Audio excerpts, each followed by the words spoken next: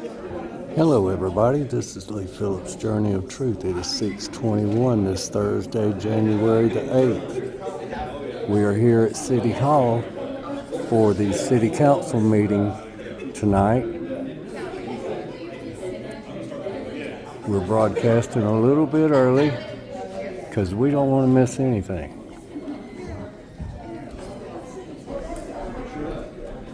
They're going to probably get started promptly at 6:30. There's our new mayor, Mr. Brandon Whitfield.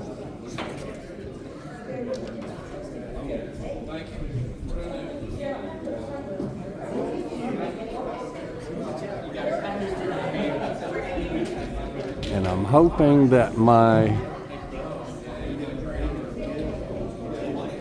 phone will pick up everything from this vantage point. I think I'll be able to see all the council members and the lawyers and everybody involved from where I'm at right here.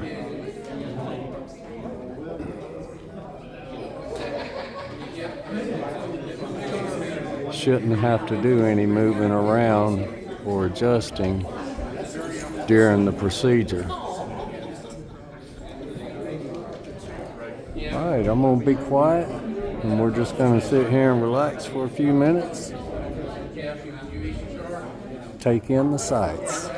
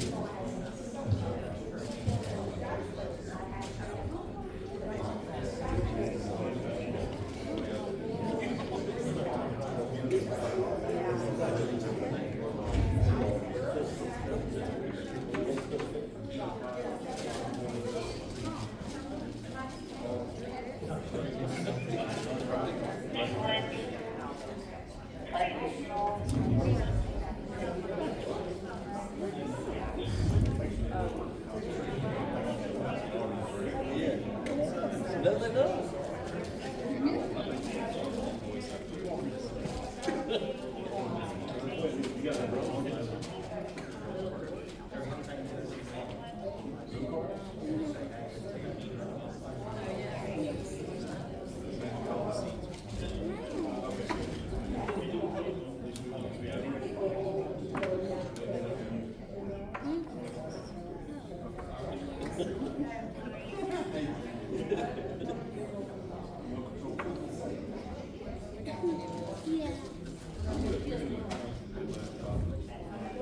They got one this time. It's what is it, Bumblebee? And that thing transformed into master button, transformed into master button, it's a car and it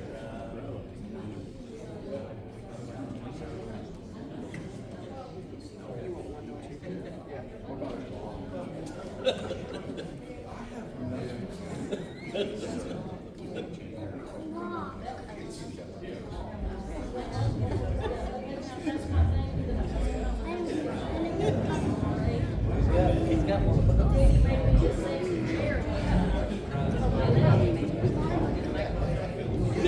Yeah, now you cut that one out. Never.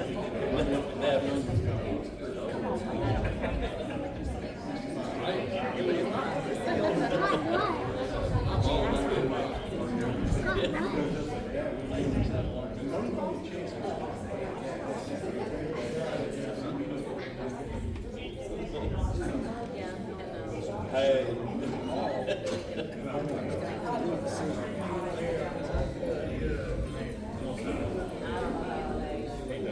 I'm already like, but you know, they make it just like this. I'm already like,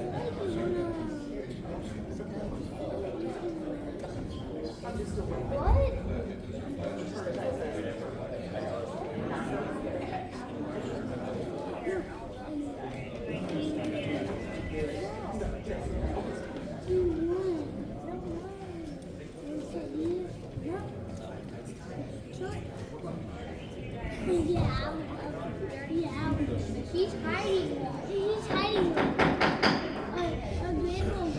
Hello, everybody. Thank you all for coming to Thursday's council meeting. First off, I want to introduce Pastor Jesse from the Summit Baptist Church and lead us in our invocation. I think he's going to talk for a minute or two first, and he'll tell us when to stand. Well, I'm a pastor, so when I say, talk for a minute or two, it's kind of dangerous. I'm kidding. My name is Jesse Welliver. I have been the lead pastor at Summit Church in Loganville for about a year and a half. And just a little short story, just by way of introduction. My dad moved out to Loganville over 20 years ago, and we visited as kids Summit Church in Loganville, and then we moved away, and little did we know that over 20 years later we would return, and I would be a pastor in the same church. I guess you could say what goes around comes around, right? So as we begin our council meeting, let's pray together.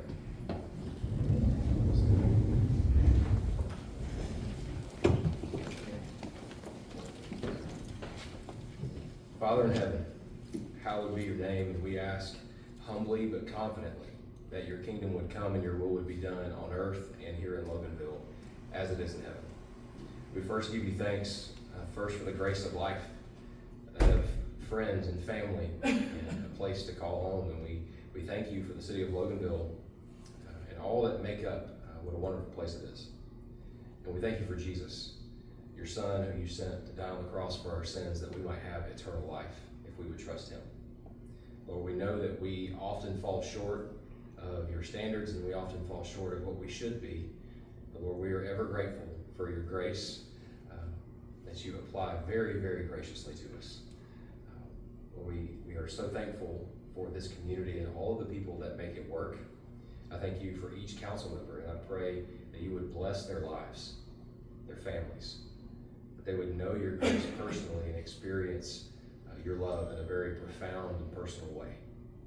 And as we pray, I'm reminded of your word in 1 Timothy that says, first of all, then I urge that supplications and prayers and intercessions and thanksgivings be made for all people, for kings and all who are in high positions, that we may lead a peaceful and quiet life, godly and dignified in every way. This is good and it is pleasing in the sight of God our Savior, who desires all people to be saved and to come to the knowledge of the truth. So Lord, we pray tonight for each council member, Lord, that you would grant them the grace of your presence and wisdom. We also pray for those that serve our community so well, police, fire, and emergency services. Lord, we pray for safety and protection as they seek to protect and to serve this community. Lord, for each elected official that we have, God, I pray that you would grant them a double measure of your wisdom, wisdom that can only come from you. As your word says, that if we ask for wisdom, you will grant it generously. That is one thing you promise. So I pray that, like Solomon, we would not ask for riches, we would not ask for wealth or for status or position, but that we would long for one thing, and that is wisdom to lead well. Pray for integrity and for righteous leadership. As the Proverbs say, that people rejoice when the righteous lead, and they lead well. So we pray that you would grant them the ability and discernment to do that. And just by nature of their position, I pray that you grant them great patience through all the things that they wade through to serve our community well. Pray that you would uphold them and help them to endure and serve well. We ask all these things in Christ Jesus' name. Amen. Amen. Thank you so much, Jeff. All right, let's all meet in the pledge of allegiance, please. I pledge allegiance To the flag of the United States of America and to the republic for which it stands, one nation, under God, indivisible, with liberty and justice for all.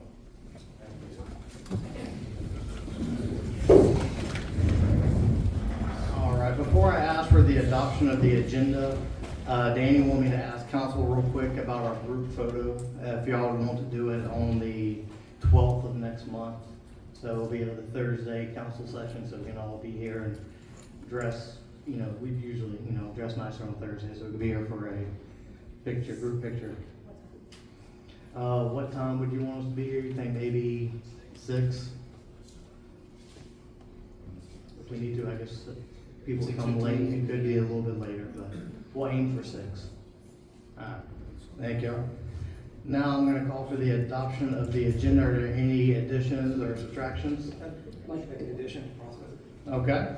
So I'd like to add discussion of the state route utility relocation. State route 20 utility relocation. To utilities and transportation.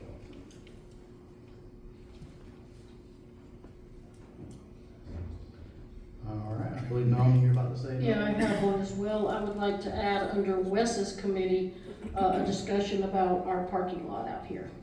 Okay.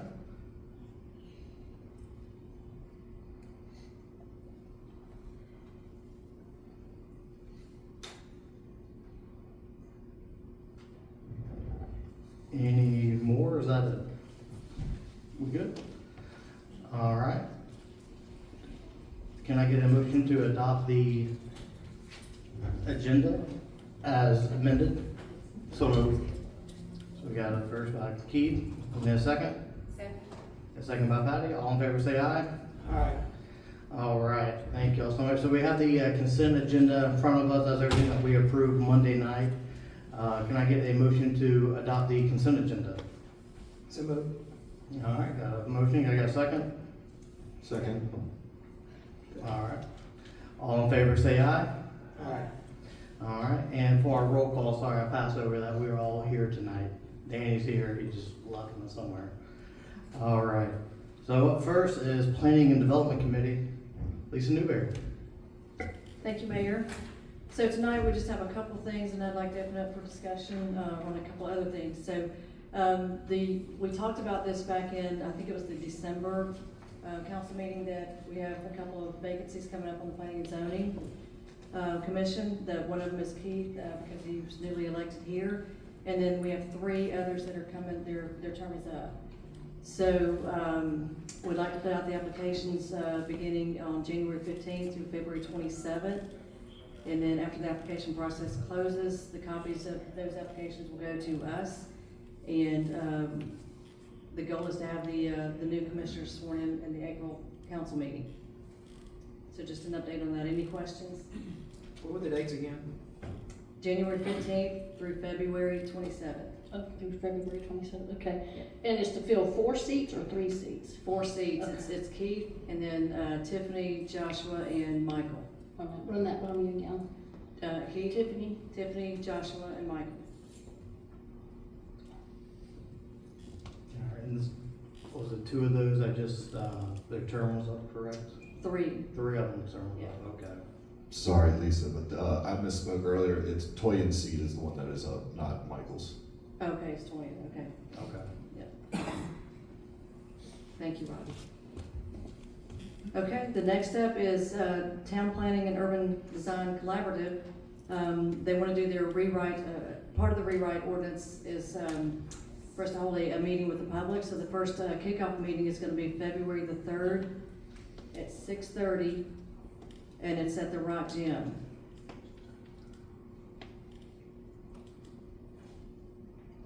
Are we going to announce that on our website? Yes, I'm sure the city's gonna socialize it and put it out there. But yeah, and it's definitely open for the public. It is for us and for the public, so we definitely want the public to be there. Any questions? Do you know what day of the week that is? I don't know what February 3rd is. Anybody? Tuesday.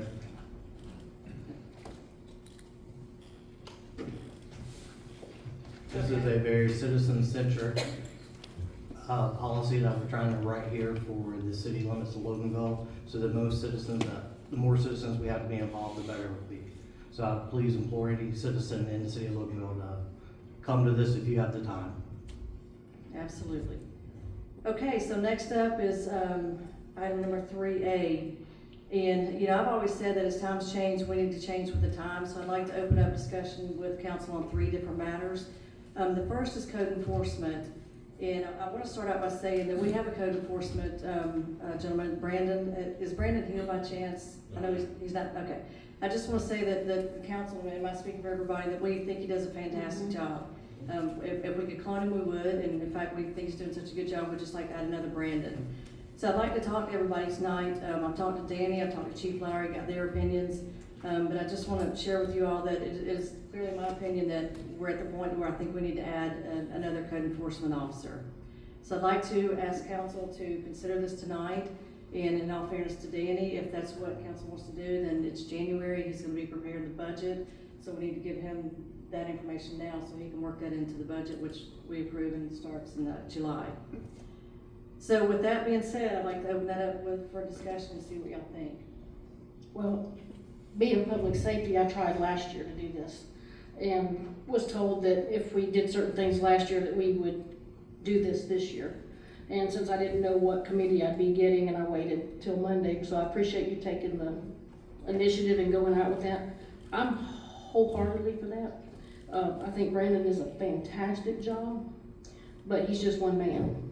And we're a 6 square mile city, and we're starting to see the effects of only having one person. There's a lot of trash places, there's things, and one of the things I would like to do, I'd like to put some caveats with that. We're gonna hire a second code enforcement officer. I would like to make sure that we're gonna get staggered hours, so that we don't have 2 code enforcement officers working 8 to 5. I wanna see some late hours, because a lot of your violations happen after business hours. And so when you call and you make a report, of course, when he goes out the next day to follow up on your report, they've already gone, they've left, that's not happening. And I would like to see them rotate out working weekends. So I think if we can put some caveats. Yeah, and I'm all about that, but I think that if that's the case, I think we need to loop in Chief Lowry. Yeah. It's his department and his I'm just saying in an ideal world, what I would like to see. Chief Lauer, would you like to come up to the podium real quick to help us with this discussion?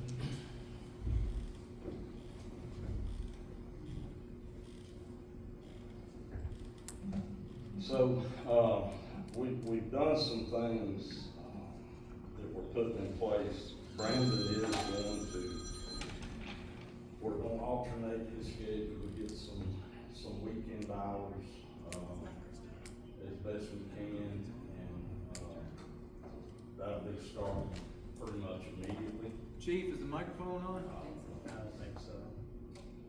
It was. How about now?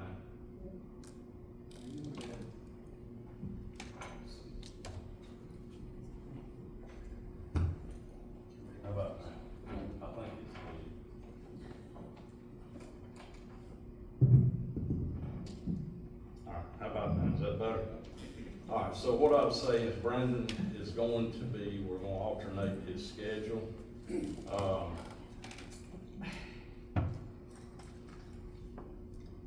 You know, it's hard as a chief department head to ever say, you know, we always need more help pretty much in anything. And I've spent pretty much all day today going back and looking at numbers and statistics and that kind of thing. It's difficult with just one person, and that being Brandon, and I wholeheartedly agree he does a tremendous job for us. But he is just one person. And in order to provide you know, weekend and night coverage and day coverage, I agree with you, that's pretty much impossible with one person. It's just, there's no way to do that and have a fair and equitable working schedule. Having said that, I want to really emphasize, I guess you'd say, I don't know, and I can't prove with any numbers, that adding another code enforcement officer is going to make any significant change to some of the things we see. And I say that based on this.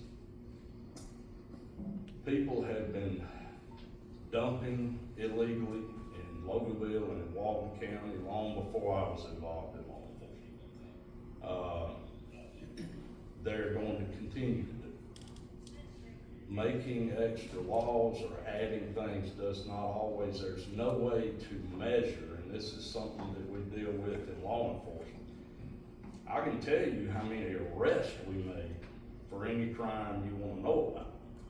What I can't tell you is how many we prevent.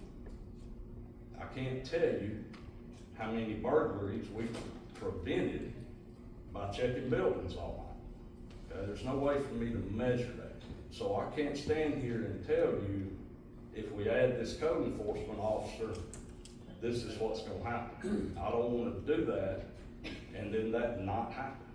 Y'all, I'm pretty much a straight shooter. I think all y'all know that. I'm gonna promise you something that I can't deliver. I can tell you, for last year, looking at Brandon's activity, and we do, there is some overlap in reporting systems because we have him enter things both in our internal police reporting system and also in a city system as part of Tyler. Part of the reason for that is there are other people, like say Robbie, for example, that might need to look at this, but doesn't necessarily have access to the police reporting software. So there's quite a bit of overlap there. So Brandon initiated last year in 2025, 530 incident reports in the police department system. He issued a total last year of 616 notices of violation. And in the code enforcement world, that's generally speaking, except for certain life, safety, and health issues, you start with a notice of violation and they get a certain period of time, depending on what it is, to bring that property or that issue into compliance, okay? He issued 616 of those. Now, that number is a little bit skewed because when you break that down, 238 of those notices of violation was for failure to pay occupational tax, business license. So he issued 378 that are actual code violations, okay?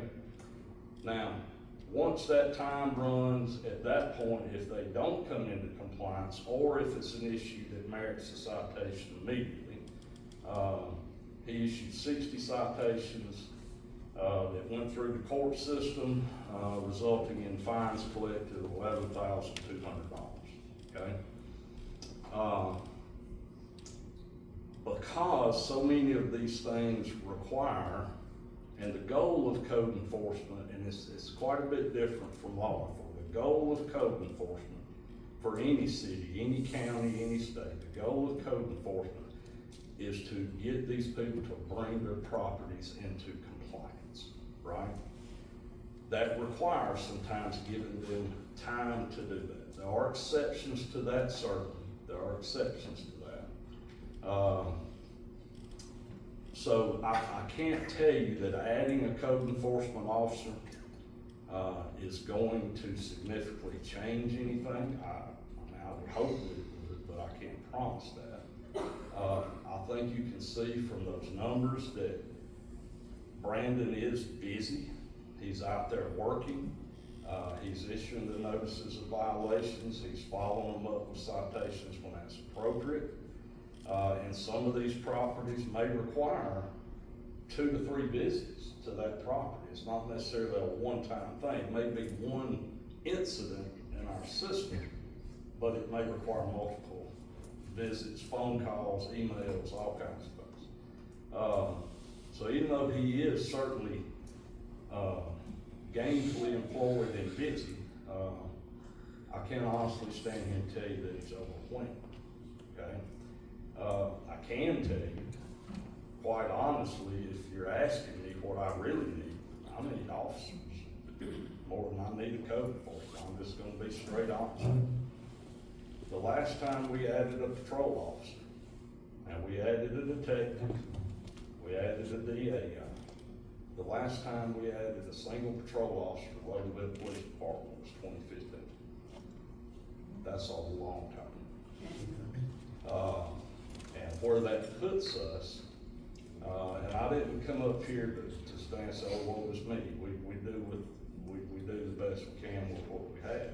And I have a tremendous staff of officers that puts in extra work and does everything that we as a community need them to do to keep us safe. So I'm not throwing shade on any kind of way.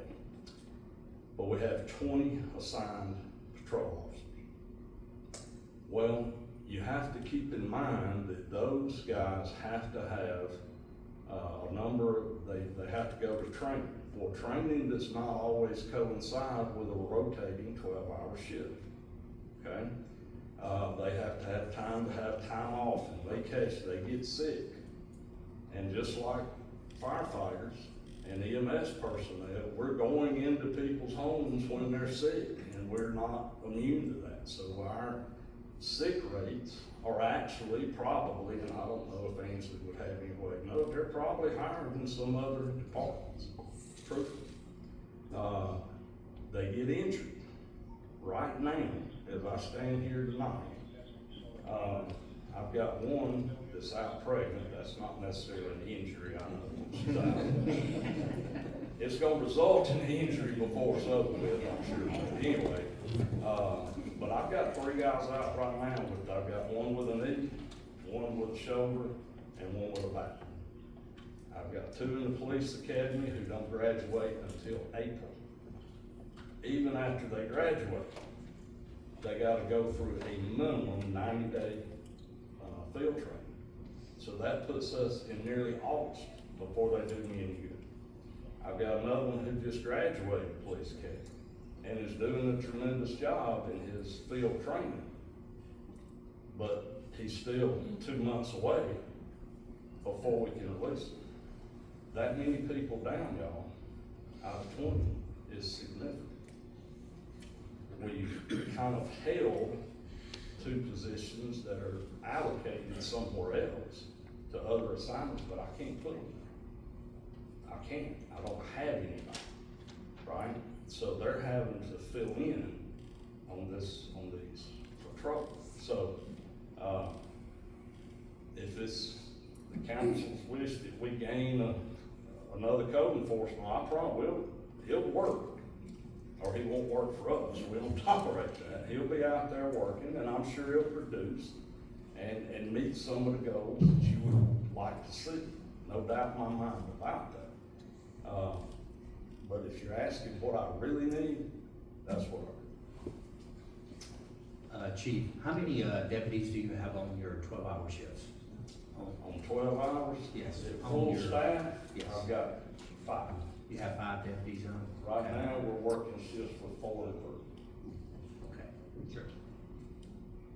Now, I know we approved last year, so Howard, you're saying you haven't, you're saying 2015 is the last time you hired a new hire, or? No.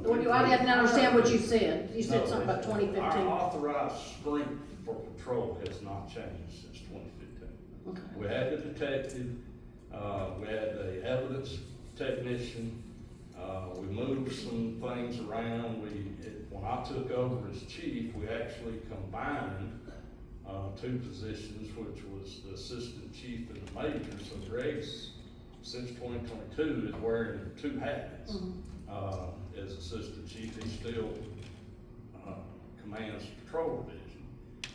To help us get some, move some things around, we reallocated some people inside. But we haven't added a patrol officer. Now, we've had people leave, we've hired a patrol officer, but our overall strength has not changed. When we've never denied you No, I hiring agree, and I officers, and we haven't won't come, deny you and I'm again. gonna tell you the reason, it doesn't make sense to me, and a lot of chiefs and sheriffs do this. And Greg and I, and we talk with Dan about it every single year, budget time. On paper, right now, I hate to even say this out loud, on paper, I'm full, okay? But I told you where I've got people here, there, and the other place. We have never been full until now, since I've been chief. So, we have been down, some of those things, 6, probably 5 maybe. That's significant for an agency our size. If you look at the sheriff's office, and that, of course, y'all know that's where I come from, being down 5 is spread out. It's not as big a deal as it is. That's a whole ship for me. But it doesn't make sense to me, and that's why I'm going back to your point, and I agree with you. I've never asked, I've never been defined, but it doesn't make sense to me to come to Dan, come to you guys with 3, 4 openings and ask for 3 or 4 additional positions. If I can't hire those, I'm not gonna be able to hire these, right? And what happens is, people ask an experienced officer, how many openings do you have? Well, they're judging whether or not they want to come to work here by how many openings you have, because there's a reason that you have openings, right? So we haven't done that. We've shifted some things around with the numbers that we have, right? But even going further back than that, okay? When I came here from the sheriff's office in June of 2006, at that point in time, we were allocated 4 per shift, which is 16. So we're only 4 different from that. And because of the quality of people we have, we've been able to succeed and do a whole lot of things with those people. But to give you an idea, things are changing. I gave you those numbers, like for example, in 2023, we answered 16,469 calls for service. In 2024, it was 23,487. And last year's 37,478. Those numbers will not go down. They're not going to go down. Our arrests stay within about 20 every month. They're just under 300 a year. Citations range between 2,000 to 2,300 a year. Incident reports we do. Last year we did almost 2,700 incident reports. And accident reports last year in Loganville, we worked 1,451 accidents. Now you've got to think about with these accidents, that's not a one-man deal. Everybody knows. It's a minimum of 2. right? And it can be everybody, plus county guys or whoever. It can be us leaving the office or whatever it may be, depending on how it is. So, those numbers are going to continue to go up. And I don't mean this to say, y'all, don't misunderstand. That doesn't necessarily mean that it's all horrible, terrible, violent people that we're dealing with. But as the population of any community grows, the demands for service, even if that service is, hey, somebody stole my trash can, right? Somebody knocked my mailbox over. It may be as simple as that. I've still got to send the officer out there. And that officer still got to talk to you, you know? Does all crime rise proportionally with your population? And y'all, unfortunately, that's true. That's not my rule. That's just the way the world works, right? But it's, you know, certainly this is a council decision. It's something Danny and I have been talking about ever since I took over code enforcement. He's had me monitoring this and looking at it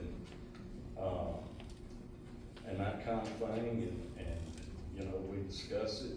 It's not anything new. You know, it's something that we look at. You know, personnel needs and decisions in my mind are often driven by statistics.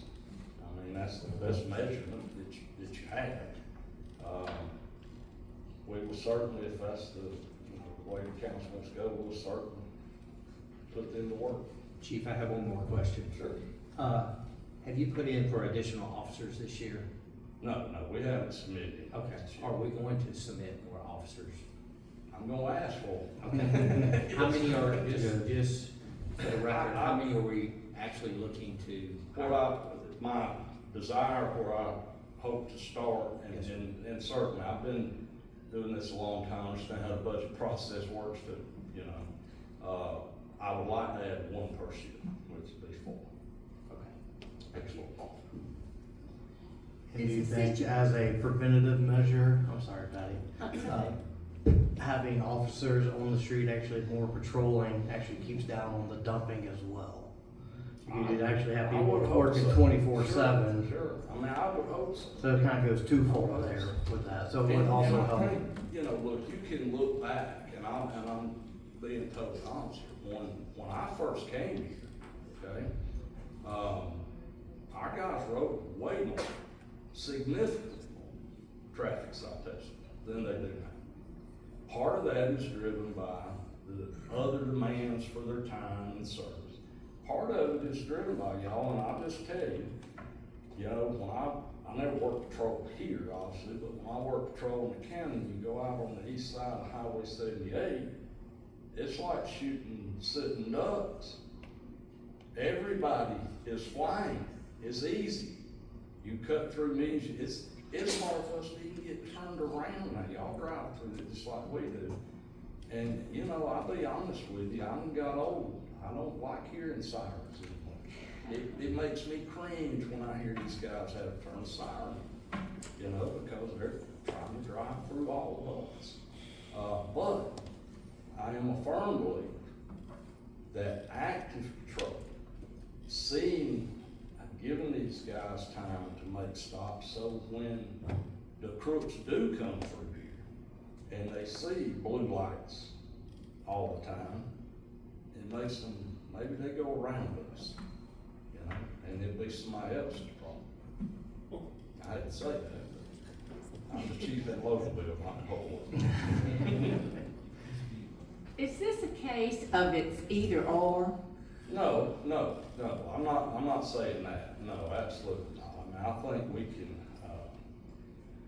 you know, look, if I had an extra administrative person, I got stuff for them to do. If I had extra detective, I got things for them to do.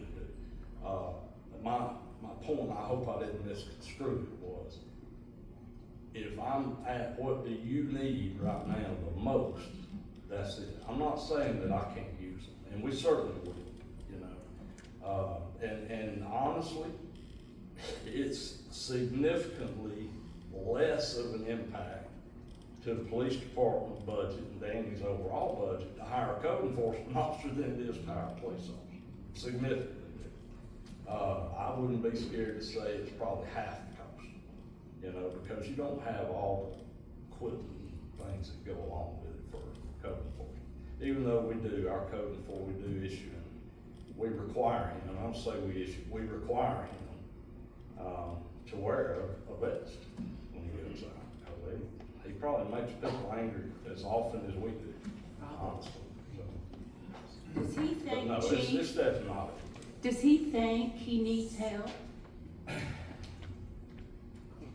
I talked to him about that a little bit today, and his response is, if we add somebody, right, there's certainly things for them to do, okay? Does he feel like he's going to drown if he doesn't get anybody? Now, I will say this, Greg and I were talking about it before we left the office to come over here. Do I think that we will need a second and maybe even a third at some point, code enforcement? Absolutely. There has been, and you guys know better than anybody, significant development that's been approved that's not yet done, right? It's in progress or it's partially done, all that. Will that increase the demands on code enforcement, not only during the construction and development time, but afterward? Yeah, just like it will for us and fire and everybody else, right, on city services. So, is there some merit in trying to do that ahead of that being completed and have that person get trained? There's a lot of schools that they have to go to, which I didn't even know that until I took over code enforcement, different levels of certification that he has. Keith well knows. I don't even know how many. It's a bunch of different. It's levels. three levels. The first two are 3 conferences apiece, which is 15 hours each conference. Right. And when you move into level 3, it's another 75 hours. That's It's almost like getting a degree. And it's a lot of hard work, it's a lot of testing, it's a lot of work. And Brandon's currently in the process of Yes, sir. third certification, so. So yeah, I mean, if you're asking, is there some benefit probably to doing that ahead of when the real demand will be there? I would say yes. Can I just make a quick? Yeah, I was gonna ask, I'd like to hear from you, being that this is what you do. It is what I do, and believe me, you do make people mad. I would like to just start off by saying, be careful switching his hours to nighttime or something like that, because we do not carry weapons. We are not sworn individuals. Now, he does carry a vest, but that's not a lot. I have been in a position where I've carried Aspen OC. And I had the asp 1 week and I had to pull it. So you just don't know. When you're out there, you're trying to be as nice as you can to the citizens, but you don't know what kind of day they've had. So if you're putting him into positions that are gonna put him at harm, I think that we need to look at really, really closely. But having him under the police, to me, that was a very good move. I loved it when I was at my previous position, being under the police department, got a lot of backup. But, you know, there's a lot to think about when it comes to code enforcement. And you know, when he came on, and it wasn't, not that it wasn't this way anyway. You know, when he works under our umbrella, he's there with these guys, he interacts with them all day. He's one of us. So if he calls on his radio and says, I need help, he's probably gonna have more help than what he needs. And if you try to hurt him, it's probably not gonna end up like you thought it was. We also do, if we know, look, this is gonna be a problem. 100%, this is gonna be a significant issue. Then somebody's going with him, and there's time to just, you know, Greg goes with him sometimes. I've been out. We've both been together to go with him because we know it's gonna be that way. And ultimately, if it falls under the police department, it's the police department's responsibility. You know, and that's the way we see it. We don't see it as a stepchild type, you know, stepkid, stepchild type relationship. It's our responsibility.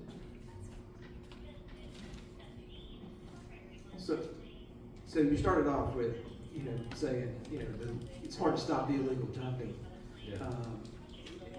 I think it's not the goal is to just add a person to our staff. The goal is we want to try to look for those properties that are not being kept up and try to change that. And so the hard part for me is, so first of all, would be staff coming to us and asking for it, but you're not. But the second thing is okay, so then we're taking that look from the outside. What do we need, and what are those things? So is there a break? First of all, is there a what are the types of things that he's giving citations for?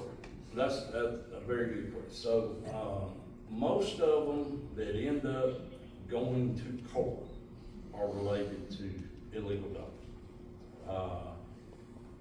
Illegal dumping, or I think there's a couple for things like illicit discharge, stormwater type thing.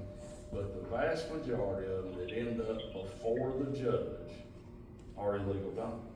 Now, whether that's an individual, it may be something that's related to a developer's property. I'd have to go back and I don't have that, but that's what most of them are. In Georgia, and we have had it. It's not often he can't do it. One of us would have to do it. But to give you an example, because this is certainly related to code enforcement, we had somebody a couple of years ago who illegally tied into the city of Loganville sewer system. Y'all may remember this, and was operating a septic company and dumping into our system without coming through here getting tickets or any of that. We set up surveillance. We caught them doing it red-handed. Now, under a city ordinance, we can't seize all that stuff. But under state law for illegal dumping, we took his truck, his trailer, his tractor, some money, and we took all that, we sold it, and we kept the money. The city got to keep it. It's like we do for a drug dealer. Basically the same process. The fine, the maximum fine that anybody can get in the municipal court for misdemeanor, everything goes to the municipal court's misdemeanor, 12 months or $1,000. Okay, with illegal dumping under the state code, for commercial use, it can be tens of thousands of dollars, mandatory, mandated by state law. So at that point, it makes better sense for code for something like that, for us to take a warrant for somebody. It can be, there's a lot of different, but certainly, if it rises to the event of felony illegal dumping, that's a full-on police investigation. That's not a code enforcement issue. Most of them go to court or illegal dumping. What we run into sometimes, and y'all well know this, is there can be properties that are, the road gets cut and then nothing happens for a while, it changes hands, we don't know, and he has to track down who's actually owns that now. Or perhaps in a subdivision and there were lots that weren't developed, or didn't sell or whatever it was, and he has to track those down. So it's not always as simple, I think, as it would appear. Like, well, they dumped it there, just give them a ticket. Like, for example, and I know Danny went out himself and helped do some things, and we had discussion about this over at Logan's Point area. That property owner's not right there to check on that every day. And he's not the one dumping on it, but he's the only person we got. And ultimately, at the end of the day, technically, is he responsible for his property? Yes. Is that the fairest way for the city of Loganville to be treating him? Might not be. So there's some leeway in here with this that we have to work in. Danny asked this question about putting up cameras. Well, you can certainly put cameras up, and there are some that would probably not, even a deer camera, okay, they're not terribly expensive. If we had a show of hands back there with firefighters, we'd probably come up with 20 or 30 of them right quick if we need them, right? But they're not that expensive. Here's the problem with that though. I don't have, if I can't put them on private property without their permission, that's their problem. Now, they might agree to it if it's been an ongoing problem, but here's the other thing about it. That's gonna capture maybe their tag number. That don't tell us who's behind the wheel of that car. And that's a nice place to start. It's a place to start. But that's not enough to charge somebody. For example, say I had borrowed, Bill's pickup truck to go to Home Depot, I need some lumber. And I run into somebody in the parking lot, right? And I bring the truck back and I tell Bill, I don't stop, but I bring the truck back and I tell Bill, man, when I was backing up at the house, I hit the gate. I'm gonna get your truck fixed. I'm really sorry. Well, we're friends. He don't think nothing about it, right? But somebody got his tag number, the tag number of the truck I'm driving. And now the sheriff's office shows up and says, hey, you're under arrest for hit and run. Doesn't work that way. He may own the vehicle, but he wasn't driving. I can't prove he was driving. Same thing if we catch a tag number of somebody illegally dumping, and we go to their house and we ask, and we don't have any video of them. And they said, well, no, my buddy borrowed my truck. Okay, who's your buddy? Well, I'm not gonna tell you that. I have no legal avenue to force them to do that. It just doesn't exist. It's not. Now, early on in my career, a long time ago, I was told by a former sheriff who's now passed away, put him in jail and he'll tell you what you want to know. Those days are long, long gone, right? That's just not how it works. Could it help? It might, but again, I don't want to tell you, spend $40,000 or $50,000 buying cameras and it doesn't catch anybody, then, I don't know. But if we had cameras that had, like we're not talking about, the proper resolution where it does catch the person, and the property owner allowed us. If you can positively ID it, like from that camera, then yes, you can prosecute. Yes. But So that's if kind of the you answer? see a person, you would have to be able to positively identify that person. And now, listen, so everybody's tag number, you may not know it or not, we're running the tag numbers now. The driver's license of whoever registered on it is attached. We get a driver's license photo. So is that possible that I'm not saying it's not possible to do it, but just the camera catching somebody driving in, they're the only one, that's not actually making charge. It's enough to go talk to them, Maybe they admit to it. If they admit to it, we can charge them. Well, very good points, and I agree with Chief that we're always gonna need more police officers, but, I think two different points, and that's something to consider, but also to consider the code enforcement also. And to me, it's more about trying to combat crime, get ahead of crime, get ahead of what's moving out here, because, when you look around, you see trash, you see code enforcement violations, these things are starting to happen more often, we need to get ahead of it. So to me, that's what I think code enforcement is, like what you were saying, Bill. Get out there and get more of these violations and citations. And this discussion also brought forth for me some things now that I'm gonna be talking to TPUDC for. For instance, I think in new developments, we ought to make the developer have to require that they have a camera system up in these things, so that they're not sitting there empty. That could be something that Yeah, we you could see them all require. over. Yeah, in Gwinnett County and Yeah. things. So it gives a lot more questions, but I still believe, and like you said, to get ahead of it, and I'll ask you again, Keith, cause you didn't really go where I thought you might would go. You work for a place, do you feel there's a true advantage to having somebody now that is growing with our city, that gets familiar, that gets his training and everything, because every year we wait, we're getting that much, in my opinion, further behind on things. What do you think?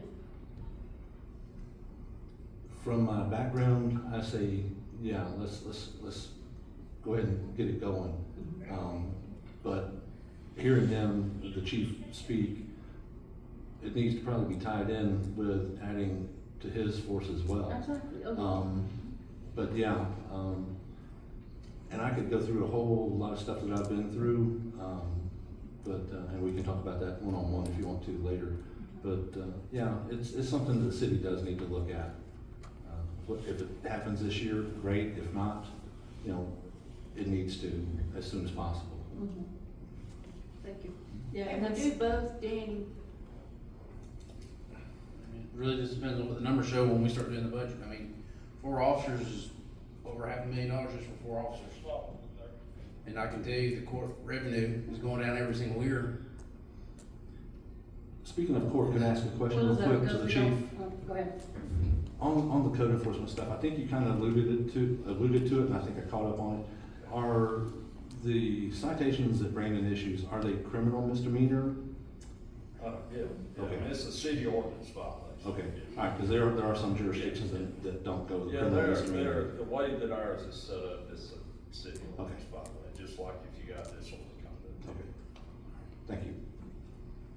Well, my question was, are the court revenues going down because we're not issuing the citations he just was talking about? Like, we're not patrolling and the traffic and things like I that? think to answer the question, because I asked, is because they're answering calls. Right. Which led to, do we hire units for traffic units? We've talked about that for the past several years, but it just gets down to money. It gets down to y'all saying, no tax increase. It's that simple. We can do whatever you tell us to, but it's gonna cost money. I don't tell them no because I like telling them no. I tell them no because the budget don't support it. So we never know how you're just gonna go with our numbers. But you know, we've always ended positive every year since I've been here, the city manager, so. But right behind them, I'll tell you, is the fire department. They haven't hired nobody since I was the fire chief. They kept the minimum staffing at 7, but that hasn't been done since 2010, 11. He's gonna be right behind them. Danny, is it possible, I don't even know if this works this way, but a service delivery strategy with the county, can we come up with an agreement with them to have some deputies supplement it? They don't have Yeah, I was gonna say, yeah. Give you an example. And Sheriff Brooks put together a recruiting team, and they've done a tremendous job trying to fill, particularly positions for his jail. And I'm using this number because I had lunch with him Wednesday. He hired 132, but they lost 40. So,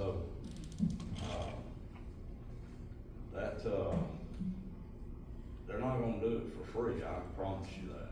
And when we did it, when I was at the sheriff's office, we had an agreement like that with the city of social service. We provide all of the law enforcement services and social service, patrol, investigations, drug investigations, whatever it might be, until they had their own police department. And that's been over 20 years now, maybe even 25, a long time. But even back then, that was a multi-million-dollar deal a year.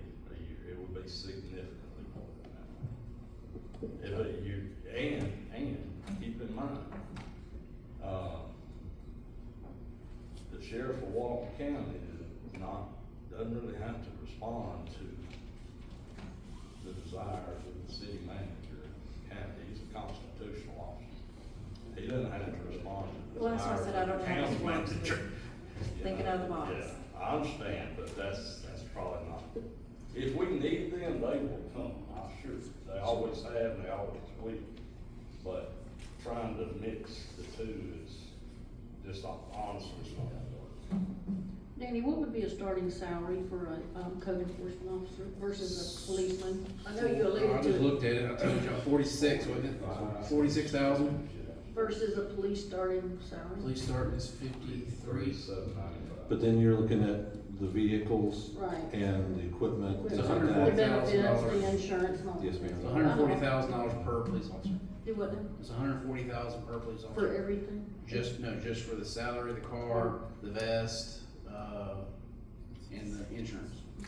140,000? Roughly, no, that's not including his badge and his vest and his rifle and all that, but, you know, it's significant. It would be a tax increase, I would imagine. And you gotta remember the new wonderful homestead goes into effect this year, this new budget, no increase. Well, you also gotta remember what the county did to everybody too. Yeah, and that's what I wanna be cognizant That's of, what is I'm when we saying. hire employees, we can't use false money and stuff like that for employees, we have to pay it out of the military. So we really gotta be cognizant of what we want to do and what we can expect our citizens to want to pay. So, kind of what, you know, similar to, I mean, it's growth increases. I mean, when I started in bridge inspection in '97, you know, we had 14,000 bridges in the state. By the time now, there's over 15,000. We have 1,000 extra bridges, that means more inspectors, that type of thing. So it's the same thing. So the hard part to me is you can't keep having to quantify what you need for code enforcement. I think what I'm hearing is you're going to get ready for budgets. There's a desire to go ahead and start thinking about, you know, how that code enforcement fits in there, that position. And we want to try to get that in the mix within. For myself, I'm not saying, I wouldn't sit here tonight and say we definitely have to have it, because I want to know, you know, I want to spend a little more time as far as knowing, you know, what other cities have, what's the, you know, I haven't actually met Brandon before. I'd like to know what they do, but I mean, from my standpoint, I think it ought to be a very strong consideration at this point, but we got between now. Yeah, and in all fairness to Danny, I just think we need to tell him pretty quick, Yeah. rather than wait till May when we're gonna be voting on this thing in July. I think I know what y'all want. Pretty clear. I do wanna ask Keith, me and Keith had an offline conversation the other day, and he brought up, to your point about helping clean up the city. I think everybody here wants the city to be safer and cleaner. And tell them the program that you were kind of telling me about that you were a part of, that did a lot of Right, tremendous. when I started in my previous position, I was hired in knowing that I was gonna work a different schedule than the rest of the team. I was hired in to work what they called the Operation Fix and Broken Window campaign, where they took 3 of the code enforcement civilians, put them with 5 or 6 at the beginning, police officers. We went out and we, what they call sweep. We swept neighborhoods, we swept commercial areas, and we started seeing people move out of areas that didn't want to see the police in their areas. This all started from a book that was written, and then they started it in New York. And back in 05, about 05, 06, they brought it into my last jurisdiction. And it worked. And then that's where they put code enforcement up under the police department. So you work out those relationships with them, and Brandon has done a great job working with you guys. But it does make a difference when you're doing stuff like this. And in our situation, being we're 6 square mile, if we wanted to do something like that, we could probably reach out to neighboring jurisdictions and have code enforcement come in and assist. That way, we don't have to put in the money for someone right now. And I know the code enforcement family, and they would be more than happy to come in and do it. It'd just be whether or not the jurisdiction would allow that and sanction that to be able to come in. And we could work that out if we needed to, I'm sure. And that wouldn't require buying or hiring a new position per se. At this point, no. No, at this point, you wouldn't even have to hire a third-party contractor. I could help the chiefs and Brandon, should this ever come to that, because I know most of the folks within the surrounding area, and I'm sure we could get some hands-on if we really need to do something like that. So, you know, it's a possibility. When that police says, I think they call it quality of life. It's very They did, simple. when it existed, yeah. When I left in 18, they put them back under planning and development. Things changed a whole lot then, so, but. So that could be something that we can look at as well.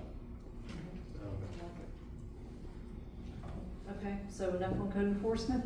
Is everybody good? Does everybody wanna continue the discussion? Do you wanna make a decision tonight? What's the plan here? I just really don't want to take away from, I mean, Chief Lowry had stated that he has 3 to 5 deputies. We're getting into safety issues when it comes to a police officer because they have to have backup. He just stated a while ago that when he has a motor vehicle accident, he has to have two deputies there. if he's running a staffing of 3, that only leaves 1 floater to float around the city with 6 square miles. And that officer does not have any backup once that occurs. And most of the time when calls come out, they come in spurts. They come all at once, they get overloaded. And eventually what's gonna happen is there's gonna be backlog calls. So I just don't wanna take away from his manpower, you know, of his staffing.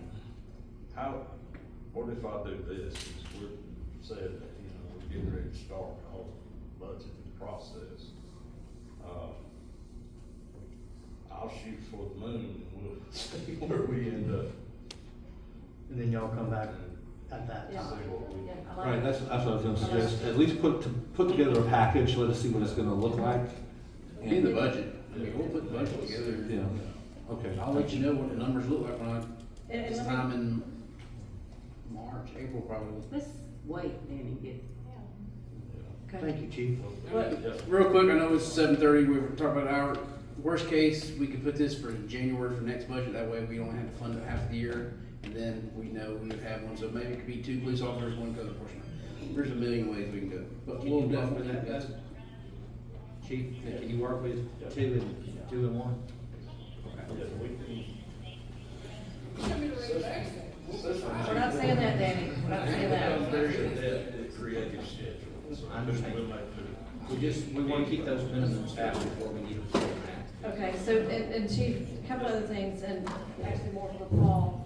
So if we wanted to start digging into some ordinances, you've been very good about bringing ordinances to us, so we need to clean up some language, we need to do this. Patty and Melly brought up the, folks that were bringing up the food trucks on the weekends, we dived into that.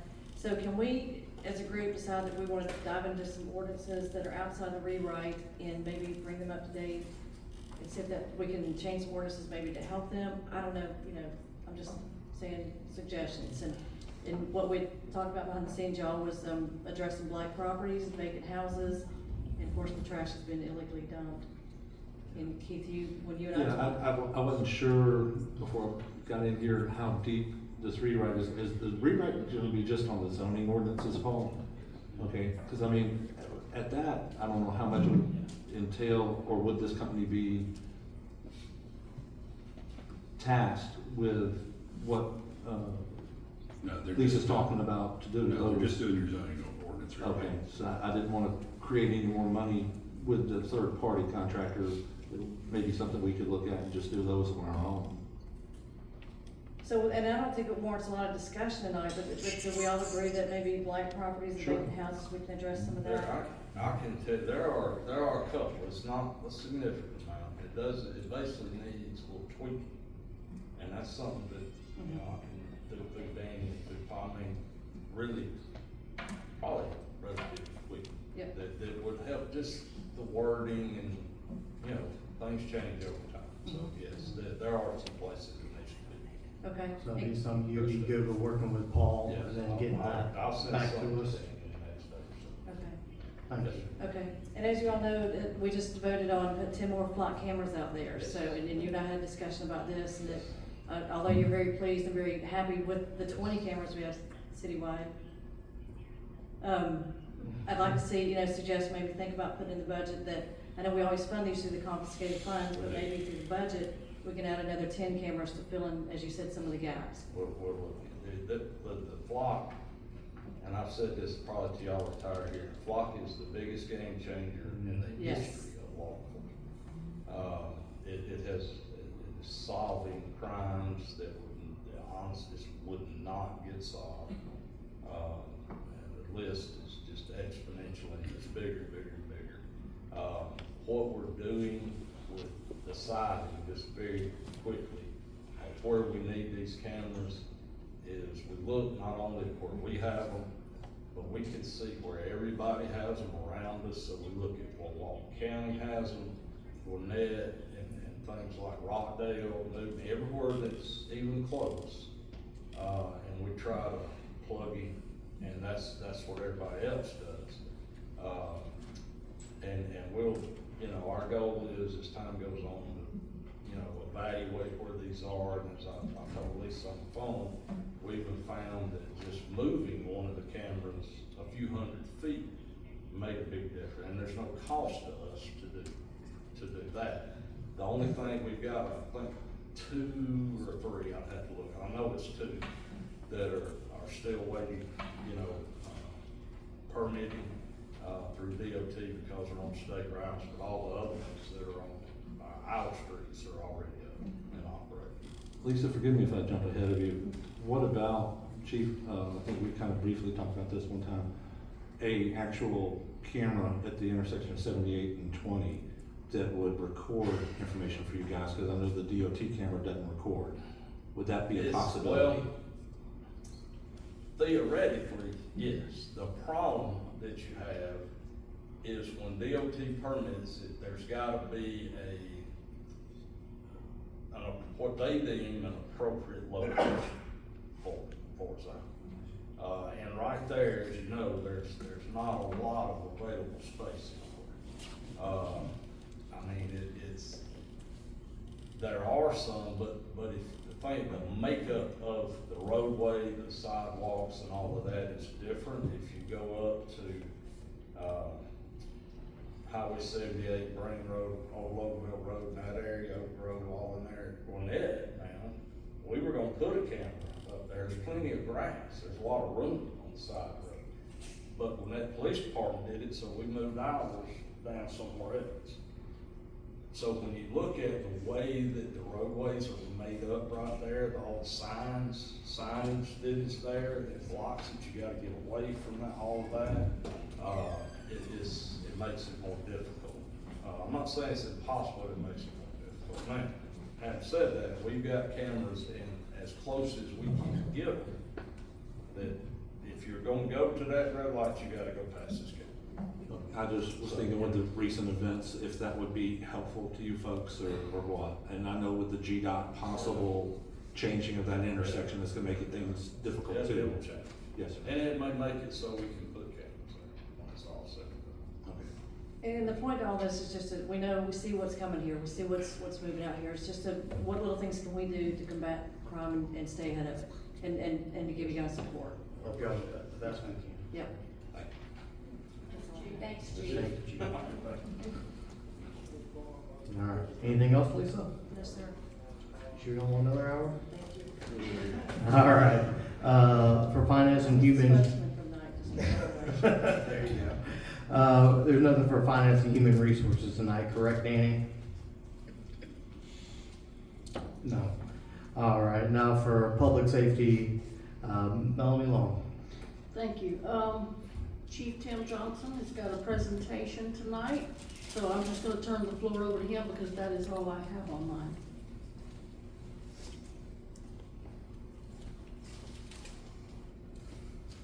Good evening, Mayor and Council. Good to see y'all this evening. For once, I'm standing before you not asking you for money, so that's a good thing. But, no, every year we have a firefighter of the year that is voted on by the peers, the co-workers in the fire department. And so for the year 2025, I thought it would be fitting that I presented this award in front of y'all, and so y'all can kind of see what kind of employees you have in the fire department. So this year, or for 2025, Captain Jacob Morrow was named firefighter of the year.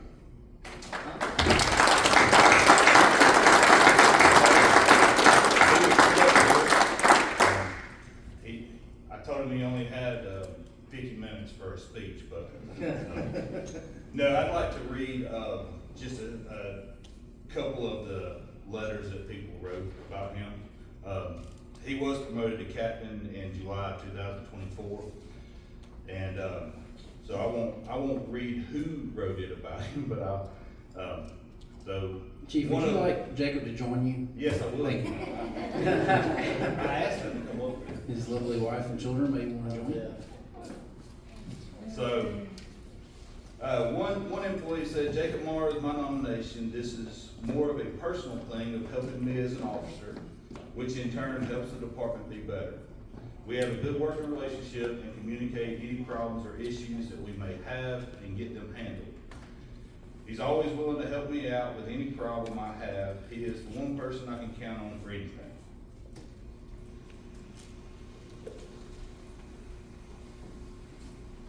Another one said, I'd like to recommend Captain Jacob Morrow for Firefighter of the Year.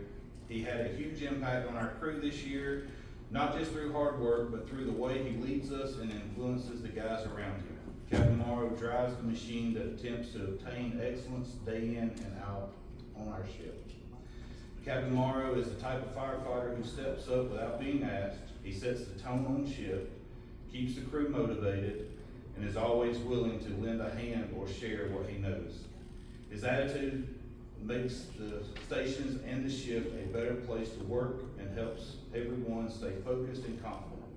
I think a positive attitude is essential to the award of Firefighter of the Year. He leads by example, shows up ready, stays calm on calls, and treats everyone with respect. Whether it's helping newer firefighters learn the ropes or keeping the team steady during tough situations. Captain's influence is something the whole shift and I believe the whole department benefits from. Because of his leadership, consistency, and the positive way he approaches our shift every day, I think Captain Morrow is more than deserving of the City of Loganville Firefighter of the Year.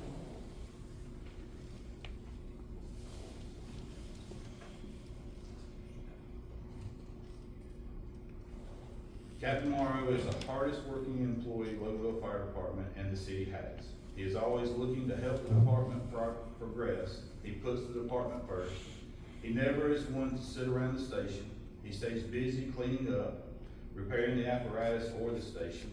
He promotes a positive work environment. He is very knowledgeable in all aspects of this job. He is a leader and personnel look to him for guidance. He is the first one in a fire and the last one out. He will push through a difficult emergency situation and provide the best care possible until the call is over, even if the scene bothers him. He's very calm in emergencies. He's always early to work, dressed and ready to go. He is prompt with leaving the station for calls and often beats other stations into their first duty. Definitely not by speed. Obeying all traffic. He gets along with everybody. He is also in charge of small equipment repair and maintenance and does a fantastic job with that and never has to be told to take care of that equipment. He consistently goes above and beyond what's expected of him. If his guys are working, he is working. No one can outwork Captain Morrow. He is very enjoyable to be around. He is great with the public. He is very friendly and outgoing. I wish I had 7 more just like him on the shift. He is the shift motivator. He is blunt at times, but will tell you the truth. He takes on scheduling for the shift when it comes to sick outs and gets those spots filled. He promotes teamwork on the shift. He is always buying things from his own pocket to help improve his station or apparatus. As a captain, he is doing an outstanding job leading this shift. He has taken the instant command classes at the department to further his knowledge. He's always willing to train. He fills in and rides up his acting battalion in the absence of the battalion and does an excellent job doing that. And he will make a great battalion chief one day. That's what his peers has to say about Captain Morrow. So these awards are, they are 100% by their peers. I have no influence in that whatsoever. I don't even have a vote. I do that by design. However, I will say that when I promoted Captain Morrow in July 2024, it was because of the employee and the integrity and the dedication that he has. Everything that I read is true about him. I've known him for a very long time, and I can speak to the truthfulness of everything that was said. In regards to taking care of small equipment, he saves the city a tremendous amount of money by being able to fix our saws,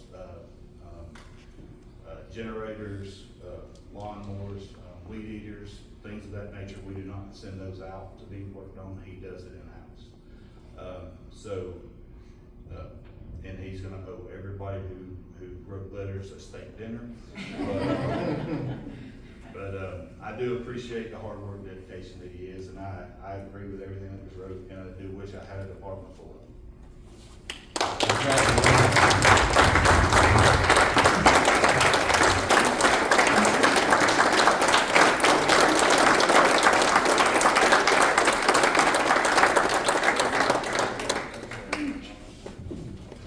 Yeah, get your picture taken, unless you want to say a few words as well.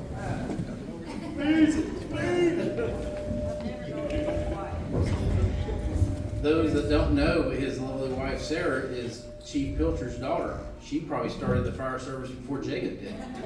'Cause I remember her when she was a little girl, she used to come up with her dad all the time, so.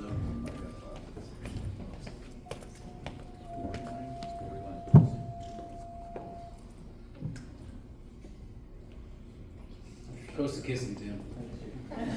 You sure don't want to use your opportunity to speak here? Well, I say this. Maybe I don't make a mistake. But, there's a lot of great guys and gals that work for the city of Loganville Fire Department. And, it really makes it easy to be, firefighter of the year or employee of the year, however you want to look at it, when you work with a bunch of great people. So it just makes everything that much easier. So, thank y'all. Okay. Thank you.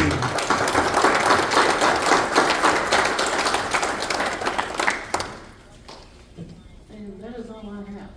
All right, that's awesome, Darlene. Thank you so much. All right, so we got public utilities, transportation. Loganville. Thank you, Mr. Mayor. So, we added, an item to about the State Route 20 utility relocation. So, we have to start this. Let's see, in, true GDOT fashion, they sent out a letter December 23rd, 2025 regarding the, utility relocation. So we talked about this where we've got the water line that's got to be implemented. So just kind of talk about the process. So as the project starts developing, you have an idea where the road's going to go, and you lay out the kind of the extents of the roadway. And they ask for one thing. The first thing that they say is called first mission utilities. And that basically is, they know that, hey, there's this utility organization is in the area, but we want to send it out to them and let them, come back and say, yes, we do have utilities within this, in the corridor. And then the project continues to develop, and as it develops further, they do what's called second submission utilities. Now that's when you've got to get closer to the end.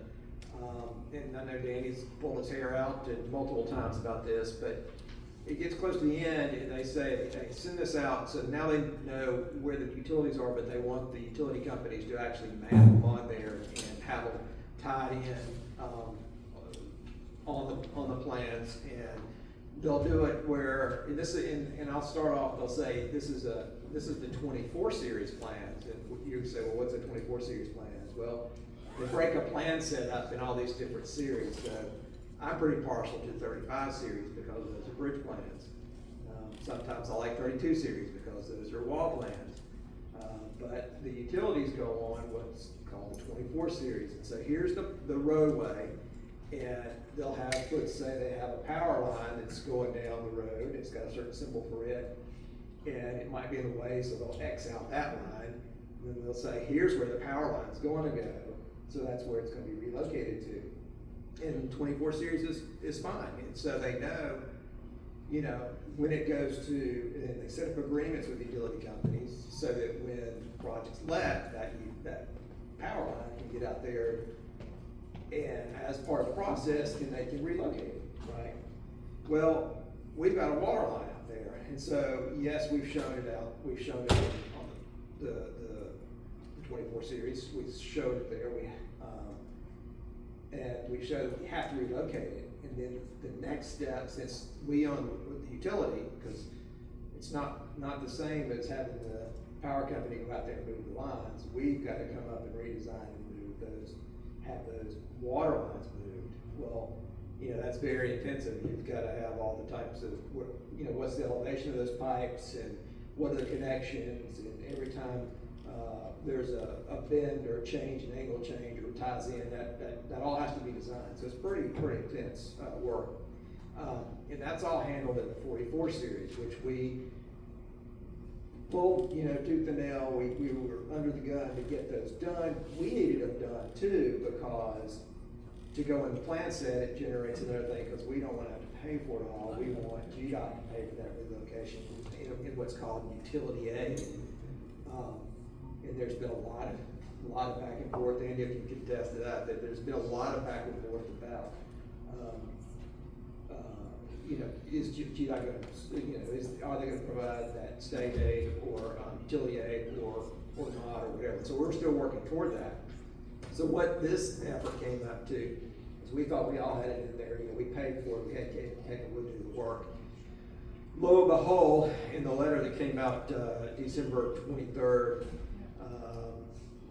is that, and this is the letter, I guess, back to Danny on the 30th, and they've been investigating, trying to figure out what to do. But a conflict was found, and when I first got this, Danny, I tried to look up on the phone. It was just too much. So I haven't really seen exactly what the conflict is, but there's conflict. Several conflicts.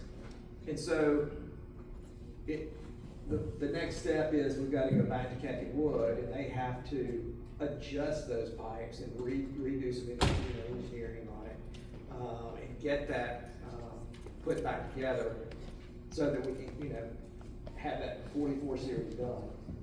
Of course, and like we said, true to GDOT fashion, when they came out with it, they said, oh yeah, by the way, you have to have this done in 60 days. They did that to us last time, right? So in the 60 days, in this case, they said is February 20th. Okay, February 20th. I don't know what this, honestly, I don't know what the significance of February 20th is in relation. I know that they were, let's see, they've gone through field plan review, which typically happens 6 months before the lettings. They've gone through that. I mean, it's getting close. If you have a letting that's scheduled for July, and they're trying to get what's called certifications done, I mean, it's really tight, just what it is. So, Danny and I discussed it today. I mean, if we didn't bring it up today, and we waited till later, then, it just puts that more pressure on Kentucky Wood to get it in and get it approved. So, just the long and short of it is, Kentucky Wood's coming back with an estimate that says, we can do the plans. I'm sure they said that they can deliver it. I don't know when they said they can deliver, Danny. But the cost would be $36,350. You probably put in a 10% contingency. Yeah, I would just go to just even $40,000. Yeah, that's what I was gonna say. It's $39,900, whatever. I just say even $40,000. We can authorize him to allow Kentucky to go up to the $36,350 with that, up to 10% contingency. Up to but it might $20,000. right at a few dollars shy of $40,000. Sure. We can continue on. I will say that, before, I know you have questions, but, I hate having these bombs dropped on me on us. I'm certainly gonna try to figure out what's going on, but I can know from the schedule wise. Yeah, we're so close to that letting period that it's on the schedule, that it's hard to miss this. And I'll just give y'all some background. Our last meeting we had with GDOT was in November, I believe the 6th. I had a very heated discussion with them, along with Kevin with GDOT, because it's never ending. It's always changing, and I'm like, just tell me what I need to do, and let's hold to that date. But everything keeps getting, goalposts keeps getting moved, and it's hard for me to keep coming back. And I had a meeting today with Keckenwood, and that's why it's late on the agenda, because we just had our meeting today, Brandon, myself, and Jeff. And I was frustrated, and I took it out on Keckenwood, probably shouldn't have, but they walked me through it, and I said, what happens if I don't do it? He goes, well, you don't get utility aid, or you don't have the ability to apply for utility aid. If we had enough money, I would say fine, but I don't think we want to spend $7 million on relocating utilities. And there's no promise that we'll get it. That's what they told me. But you gotta jump through these hoops to play their game, and you know, it's extremely frustrating. Cause I've been on the phone with their project managers. I'm like, we pushed this from 2016 every year, but you give me 60 days to go get something approved, and all that does is put pressure on y'all, puts pressure on our engineers to get stuff turned around, and it probably drives up the cost on this. But what they told me, that's GDOT, that's the state, that's. Well, and two, so, okay, utility aid, we certainly want to get Yes. as much as we can of that. But also, like I said, we're looking, you know, we're in February, we're trying to get a June, July let. They have what's called these certifications. They have to have environmental certification, which is all contingent on all that right of way being handled, everything's worked out on that. The right of way itself, it has to be certified, and the utility has to be certified, and they have to have those where they said, you know, that's done in order for them to do that letting. And every time, if they get to that point, can't do it, they push it. We don't want them to push it. We want to capture whatever money's available, and we want them to do it now, you know, as soon as possible. But it's a rock and a hard place, but it's also. So I didn't have time to do a staff report, because literally we had a meeting till 4 o'clock today, but didn't know if Bill wanted to put it on the agenda, but, because I told Kevin, I'm gonna let it wait till February, but I said, Bill, that's your call, we can roll the dice, but Bill obviously knows more about the state than I do, but just for y'all, for your record, it would come out of the same line item as last year. That would be 505-4330 -521202. That would be the line item. That is sewer engineering fees, I would believe, right now. 4330. Yep, engineering fees. Can I ask you a question? You said without whatever this report is or this study, we can't apply for utility aid on this project. Have we already applied for is it a grant? Is that what it is? No, it's a back and forth discussion on what they decide is, I don't know the words they use, but what they think is an improvement versus a even swap. So, give you an example, we currently have HDPI, which is iron ductile pipe for sewer line. We want to go back to the HDPI, which is the modern plastic. It doesn't corrode. It's actually cheaper in price, but the state has been battling back and forth with us saying that's an improvement and that's your cost. And we're like, no, it's cheaper. And it's literally, that's where the debate got into in November. It's stuff like that. It's back and forth. So we have to justify to them, we have to show them that the cost is cheaper. It's an equal swap for a swap. Now, if we say we have a plastic, we want to go to a bigger water line, like a 12-inch versus 10-inch, that will be an improvement, which that means we would bore the cost. But it's swap for swap, even for even. That's the way they look at it. They were trying to tell us that air valves is an improvement to the sewer line. I'm like, it's a mandatory thing for a force main to have air valves. It's mandatory. You can't put a force main in without air valves. So we started getting a debate with their engineers about that. So it's constantly that weekly with the state. So they have a group of engineers, Cacklewood has a group of engineers, and it's constantly back and forth. So we don't know what the value of that. We will have no idea what the value they would give us. That's correct. It may be something, it may be nothing. But this is what the project we talked about, I think last year, that this is about an $8 million project. It started at $2 million in 2016. Right. Now it's up to 6 point something, possibly 7, possibly 8, depending on every year they push it back. But we're hoping that if we jump through this hoop and pay this money, that they're gonna, but if. I hope this is the to last. give us some sort of. Typically, there's not a third, second submittal. That's kind of what he told us today, that the guy, Kecklewood, who's overall the utility relocation engineer, typically, he said, this, Danny, I know you're frustrated, but this is every state project is like this. They're doing one in Madison. He said it's exactly the same. This is just this is the game you have to play. Right, but this is close to $40,000. I mean, It is at least we're gonna get $40,000. Hopefully. I would hope that we would get a lot, yes. Okay. All right. Any other questions from council? All right, you wanna make a motion? So I'd like to make a motion that we approve up to $40,000 for Kecklewood for city manager to engage Kecklewood to revise the utility plans. We got a first, we got a second? Second. favor say aye. Aye. Alright, anything else, Bill? No, sir. Alright, before I get down to public works facilities, I know the last meeting we talked about changing committees, and we are, but we were gonna get, I wasn't clear enough on, we were actually gonna stay in our committees for this month, and then next month would be when all new committees go out, so it's actually under Patty Wolf, but, public works and facilities, Patty Wolf. Yeah, and I think Wes will get this Yes. next month, and Wes, you'll just, for clarification, you'll get one of these every month that will tell you what the Public Works Department has picked up. Later, you'll see me read it all, but trash report and limbs and all of the public streets, and you'll just read it every month. Public Works trash report, total litter pickup, 190 pounds. Public Works chipping report, total stops, 203, total tons, $12. $12 would be the number. 12 tons. Let me say too, since I won't have this committee, working with Jeremy is absolutely a blessing. That whole team is just precious and hardworking guys, do anything for you. You ask for something, they're there.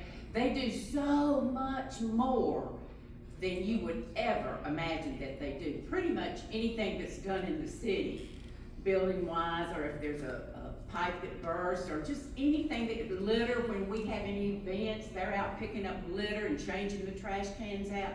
It's amazing what they do, and they do it with such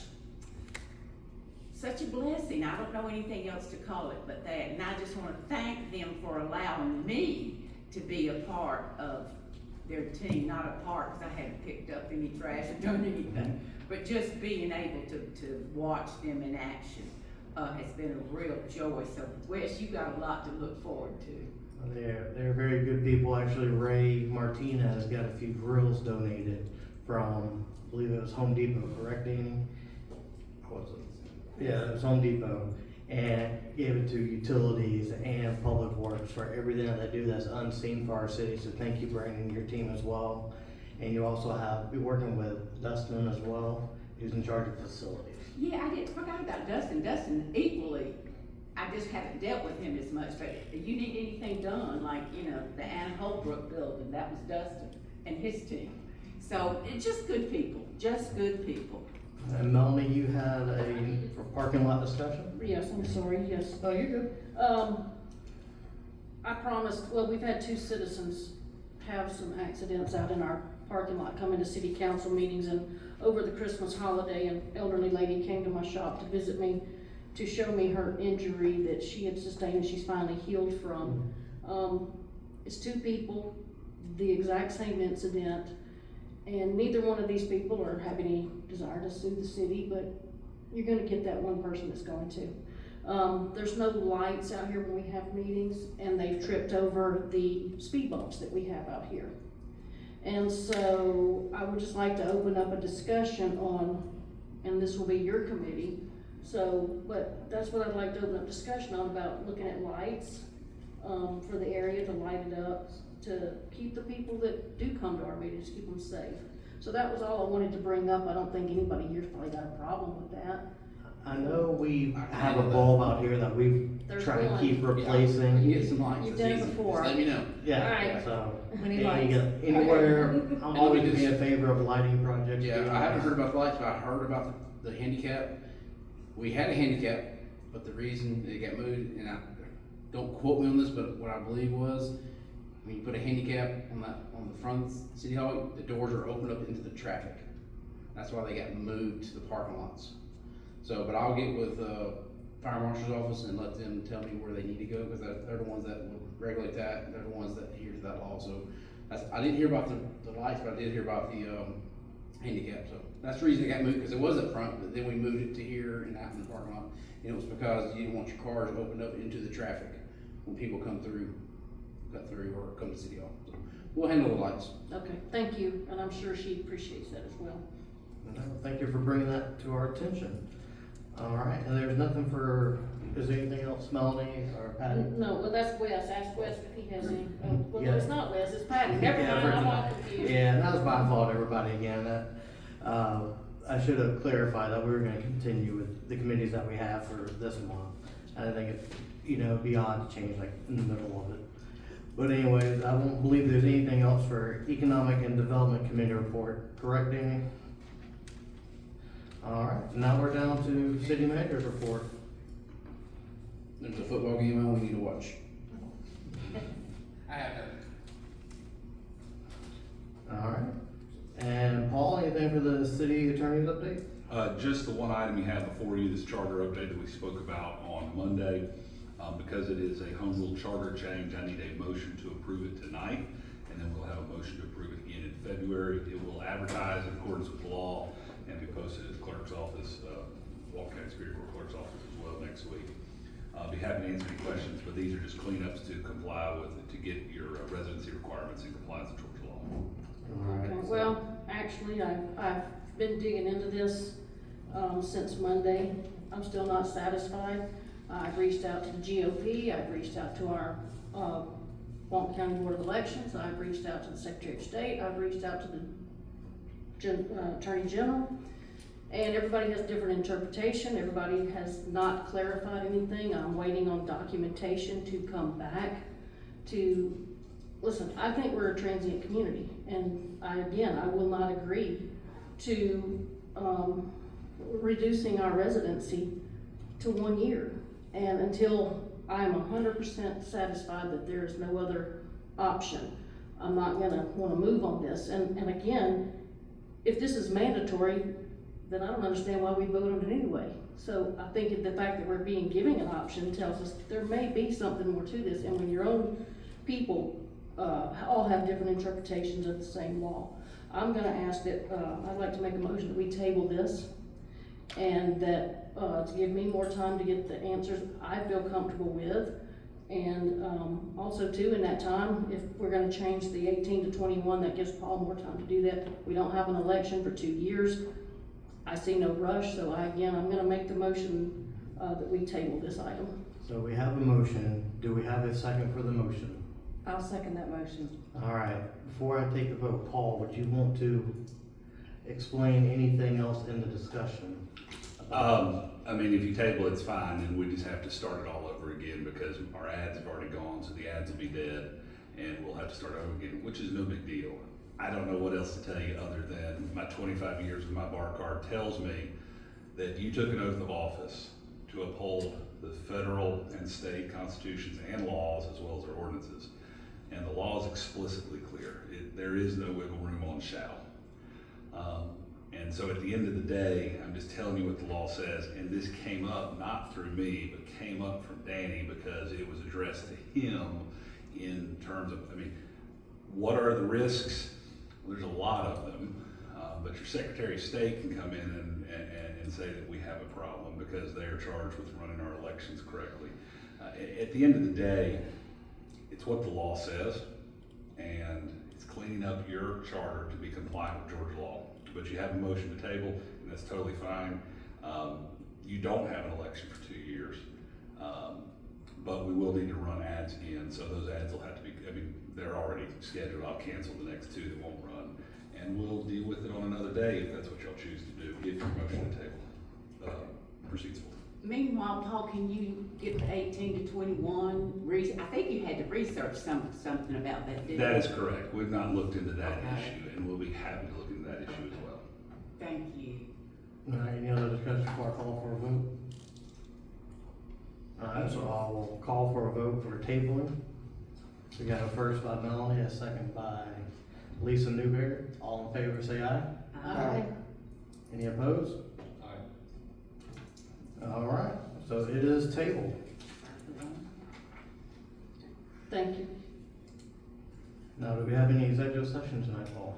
Or do you have any other updates? No other updates. All right. So before I ask for adjournment, I just want to say thank you to everybody for coming. Thank you everybody who's watching online. We really do appreciate y'all being a part of these meetings. So with that said, can I get a motion to adjourn? So moved. Second. All right, everybody in favor? Aye. All right, let's do it. All right, everybody, that's it for the meeting for this evening. Y'all remember, be safe out there, be good to one another, do something kind for someone, and y'all have a blessed day.